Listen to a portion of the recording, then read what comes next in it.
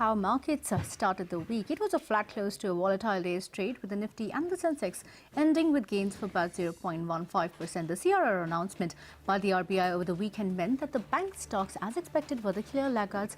Mid-caps outperformed once again and closed more than 1% in the green. In fact, Sonia Shenoy is standing by to decode the market action further for us. Sonia, flat close but an interesting, albeit volatile day. Well, thanks for that. It was a volatile day on the Lal Street, but it did end flat, and it was buying on dips that we saw, which was a good thing for the bulls. Now, the Bank Nifty was under pressure because of that hike in CRR that came over the weekend, and that really restricted the Nifty from getting above the 8150 mark. On the flip side, though, we had some bounce back in names from the telecom space and FMCG space, and you did have the mid-cap stocks that outperformed. In fact, the market breadth there was at 2:1 in favor of the advances.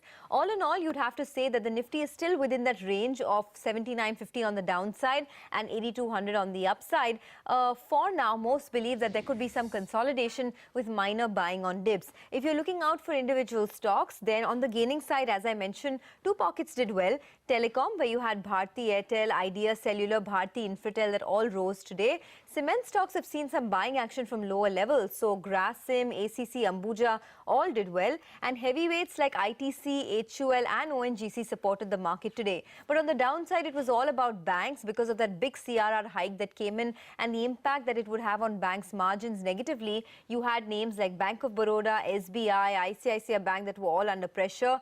IT did not participate either. So Wipro, TCS, Infosys were all in the red. Infosys mildly in the green, but it still underperformed the market. And in the mid-cap space, you had a lot of your oil and gas stocks like MRPL, HPCL all hitting new 52-week highs. And you had names like GM Breweries and Deccan Cements that rose as well. All right, Sonia, really